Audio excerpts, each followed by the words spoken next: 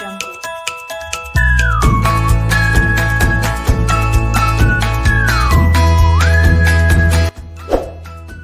Assalamualaikum warahmatullahi wabarakatuh. Apa kabar semua anak-anak? Ya, semoga kalian selalu sehat-sehat saja ya. Baik, kita masih berada di tema 5, wirausaha.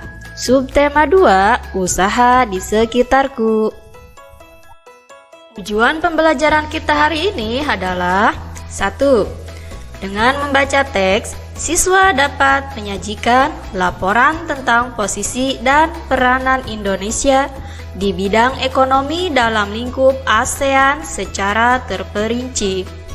2. Dengan mengamati gambar dan bereksplorasi, siswa dapat mengidentifikasi benda magnetis dan non-magnetis secara terperinci. Dengan mengamati gambar dan bereksplorasi, siswa dapat mengklasifikasi benda magnetis dan non-magnetis secara benar. Nah, anak-anak, pada pembelajaran 1 ini silahkan kalian perhatikan gambar berikut ini ya. Ini adalah gambar bendera dan nama-nama negaranya. Dalam menjalankan roda perekonomian, suatu negara tidak dapat berdiri sendiri, namun diperlukan kerjasama dengan negara lain. Salah satu contohnya adalah kerjasama di antara negara-negara ASEAN. Apa saja yang ada di sekitarmu? Bagaimana usaha tersebut bermanfaat untuk dirimu dan orang lain di sekitarmu? Nah, anak-anak, silakan kalian perhatikan gambar ini adalah gambar seorang montir. Dan gambar berikutnya adalah gambar seorang di tempat percetakan atau di mesin fotokopi. Dan pada gambar yang terakhir adalah gambar pangkas rambut. Mari kita ambil contoh sederhana dari usaha yang terdapat pada gambar tadi, yaitu usaha pangkas rambut. Untuk menjalankan usaha tersebut, sumber daya yang digunakan bisa berasal dari dalam negeri. Misalnya sumber daya manusia, kursi, dan meja. Namun, ada juga sumber daya yang berasal dari luar negeri. Misalnya, mesin cukur dan peralatan lainnya. Begitu pula dengan usaha fotokopi dan bengkel. Sebagian sumber daya ada yang berasal dari dalam negeri dan ada pula yang didatangkan dari luar negeri, seperti mesin fotokopi dan suku cadang untuk kendaraan bermotor. Nah, anak-anak, setelah kalian mengamati ketiga gambar tadi dan memperhatikan materinya, silahkan kalian siapkan buku tugasnya ya. Pada tugas yang pertama adalah apa manfaat yang kamu peroleh dari usaha-usaha pada gambar tersebut.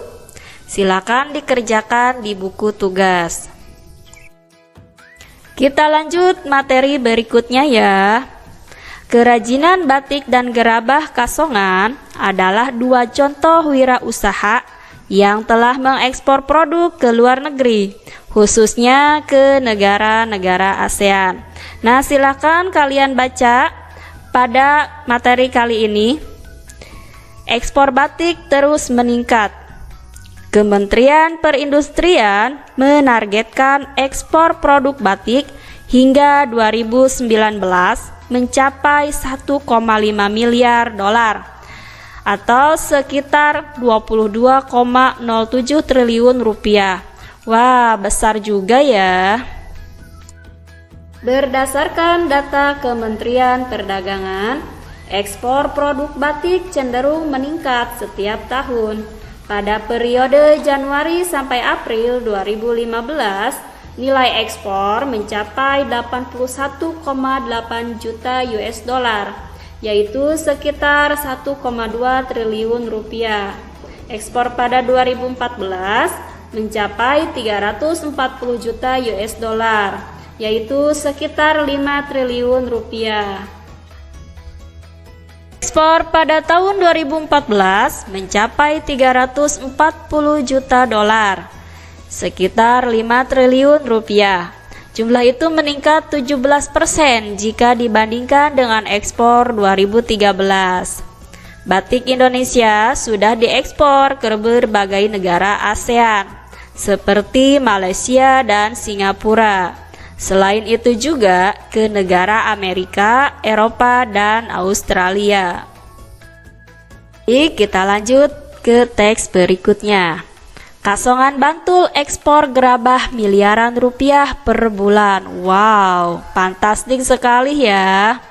Kalangan perajin di sentra kerajinan gerabah dan keramik Desa Kasongan, Kabupaten Bantul, Daerah Istimewa Yogyakarta, mampu mengekspor berbagai macam kerajinan. Ekspor tersebut mencapai 20 kontainer per bulan atau setara dengan sekitar 6 miliar rupiah. Berbagai kerajinan gerabah yang diekspor itu meliputi guci yang dibalut dengan kerang dan kaca, patung, hiasan luar ruangan dengan berbagai model dan motif kembangannya. Kerajinan Kasongan memiliki ratusan perajin yang tersebar di 5 pedusunan dengan sekitar 200 perajin kualitas ekspor, termasuk 5 perajin skala besar.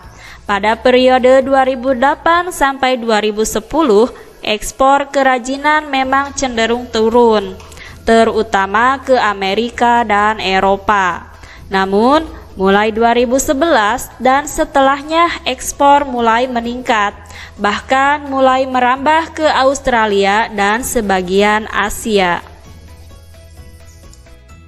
Anak, setelah kalian membaca 2 teks tersebut, silahkan kalian siapkan buku tugasnya ya. Pada tugas yang kedua, tulislah komoditas lain yang diekspor dari Indonesia ke berbagai negara dan komoditas yang diimpor dari berbagai negara ke Indonesia di lingkup ASEAN. Carilah informasi ini untuk menjawab pertanyaan di atas. Boleh kalian mencarinya dari berbagai sumber. Silahkan dikerjakan di buku tugasnya ya. Baik, kita lanjut ke materi berikutnya. Perhatikan gambar berikut. Apakah ada usaha yang menjual benda-benda berikut di sekitar tempat tinggalmu?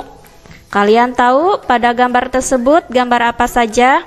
Ya, itu ada pensil, ada peniti, ada penghapus, ada paku, penjepit kertas, dan sisir. Dan pada gambar berikutnya ada gambar gunting, ada batu, ada balok atau kayu, ada daun, ada juga karet gelang dan cermin. Ya, dari beberapa gambar yang kalian amati itu cukup mudah ya, karena semua gambar tersebut ada di sekitar lingkungan kalian. Baik, kalian siapkan buku tugasnya.